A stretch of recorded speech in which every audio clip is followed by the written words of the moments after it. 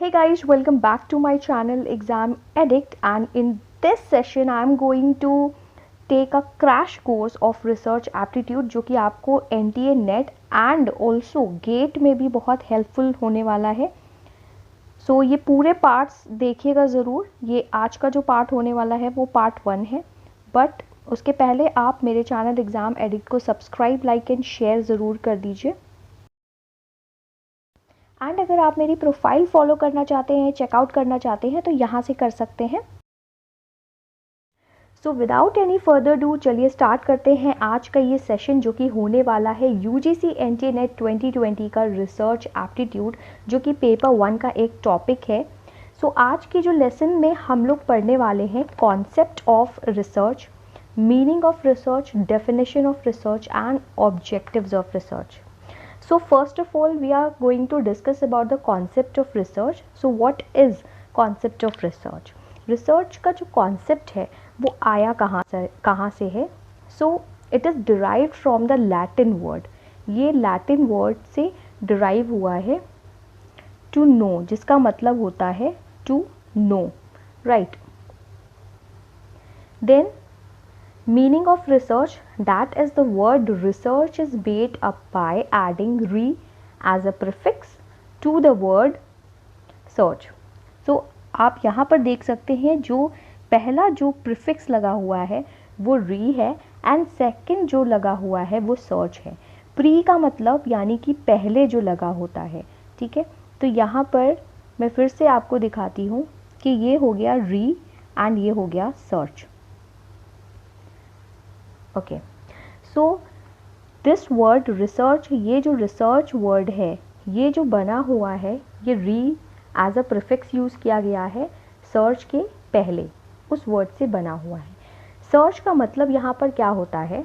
देखिए, सर्च का मतलब होता है, आप सबको पता होगा, आई होप सो, सर्च का मतलब होता है टू फाइंड आउट समथिंग, ठीक है. कुछ भी हम जब सर्च करते, कुछ ढूंढते हैं.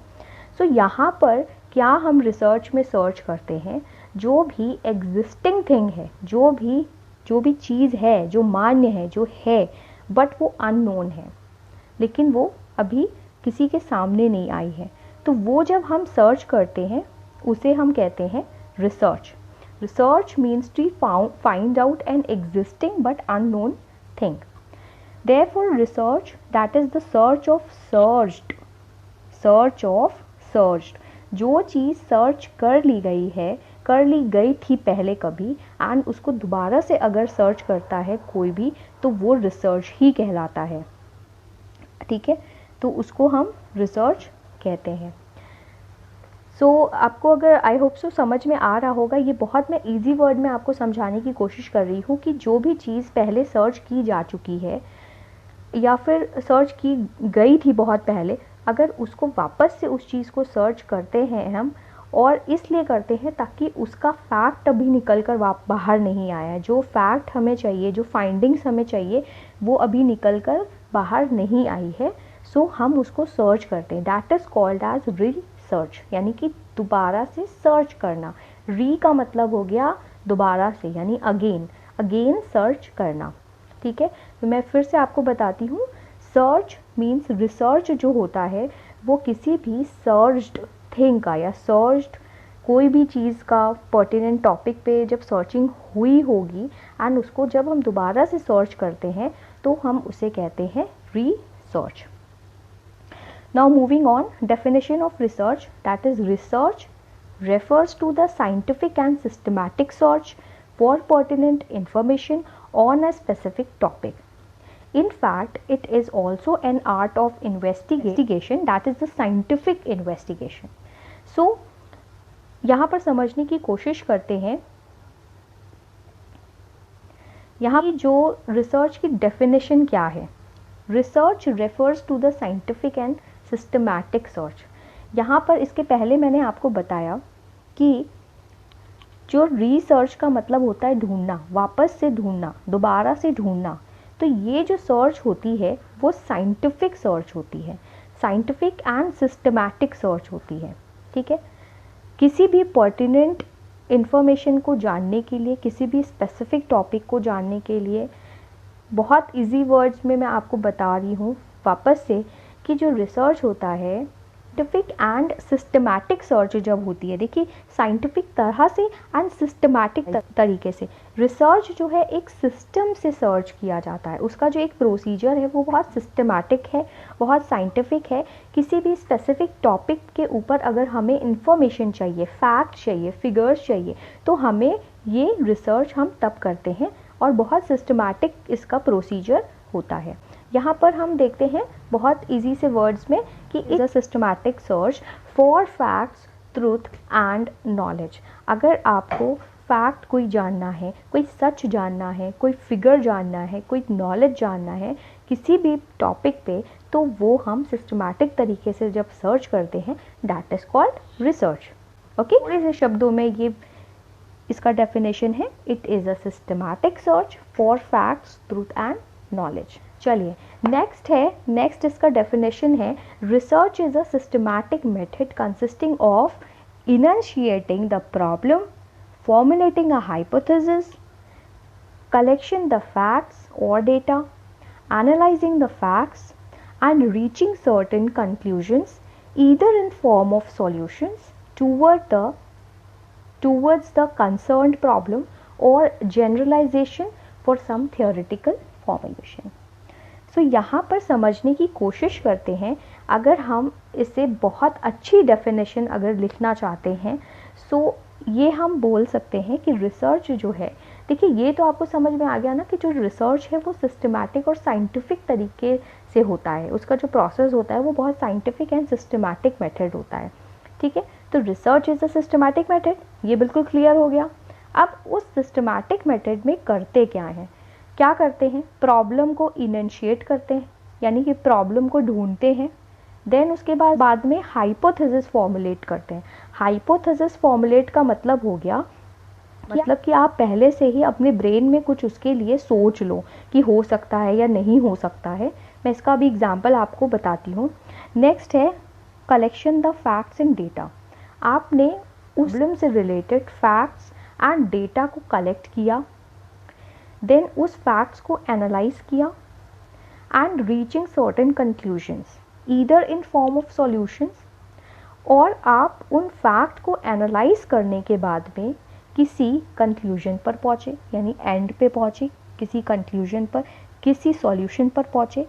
अब वो या तो सॉल्यूशन हो सकता है उस क्वेश्चन का, जो भी आपका रिसर्च जब आप चालू करने वाले थे तो आपके दिमाग में एक प्रॉब्लम थी, एक क्वेश्चन था, उसका या तो वो आंसर हो सकता है, उसका सॉल्यूशन हो सकता है, या फिर एक जनरलाइजेशन हो सकता है आगे की थ्योरेटिकल फॉर्मुलेशंस के लिए। आगे कोई अगर रिसर्च करने वाला होगा तो उसके लिए या तो फिर जनरलाइजेशन निकल आएगा रिस्पॉन्स में, या तो फिर सॉल्यूशन निकल आएगा।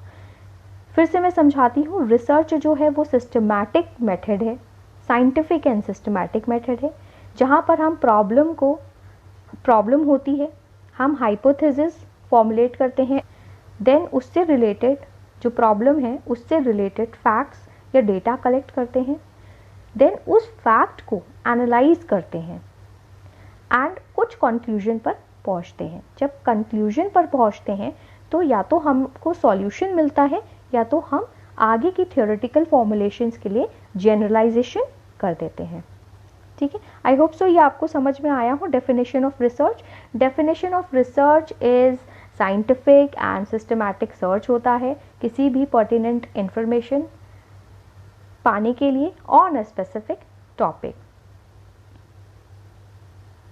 एंड सेकेंड मैंने आपको ये बताया कि यहाँ पर रिसर्च में प्रॉब्लम इनिशिएट करते हैं, हाइपोथेसिस फॉर्मुलेट करते हैं, फैक्ट्स एंड डेटा कलेक्ट करते हैं एंड उसी फैक्ट एंड डेटा को एनालाइज करते हैं एंड कंक्लूजन पर पहुँचते हैं। वो कंक्लूजन या तो सॉल्यूशन होता है या फिर थ्योरेटिकल फॉर्मुलेशंस बनाने के लिए जनरलाइजेशन हो जाता है। देन आगे बढ़ते हैं ऑब्जेक्टिव्स ऑफ रिसर्च, जो कि आज के सेशन का हमारा लास्ट टॉपिक है।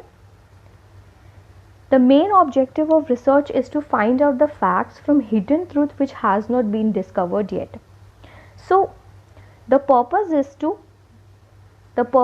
of research is to discover answers to the research questions through scientific and systematic procedures. यहाँ पर मैं आपको बताती हूँ जो ऑब्जेक्टिव है रिसर्च का वो क्या होगा। देखिए, आपने रिसर्च करनी है बट कुछ तो ऑब्जेक्टिव होना चाहिए। ऑब्जेक्टिव का मतलब हो गया यहाँ पर आपका एम क्या होना है। जब आप रिसर्च करने जा रहे होते हो सो आपका एम क्या होगा। जो मेन ऑब्जेक्टिव है रिसर्च का वो होता है जो हिडन ट्रुथ है, यानी छुपा हुआ जो सच है, जो सामने अभी तक डिस्कवरी नहीं हुआ है, ठीक है, जो अभी तक सामने आया ही नहीं है। तो उसको जब उस ट्रुथ को आप सामने लेकर आते हो, उस फैक्ट्स को आप सामने लेकर आते हो, यही आपका ऑब्जेक्टिव होता है। रिसर्च क्यों करता है? कोई भी ह्यूमन होता है जो रिसर्च करता है, जो रिसर्चर्स होते हैं वो जो रिसर्च करते हैं वो क्यों करते हैं? ताकि आपका जो ट्रुथ है उस टॉपिक से रिलेटेड जो अभी तक सामने नहीं आया है वो सच बाहर आ जाए, इसीलिए तो रिसर्च करते हैं। तो ये मेन ऑब्जेक्टिव है रिसर्च का।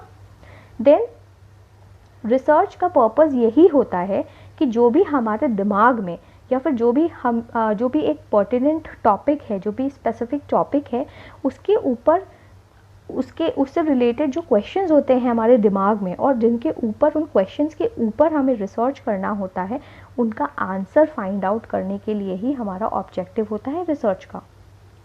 रिसर्च का सबसे पहला जो होता है कि क्वेश्चन आपके दिमाग में आता है कि उसका आंसर्स आपको बाद में मिले, तो यही ऑब्जेक्टिव है।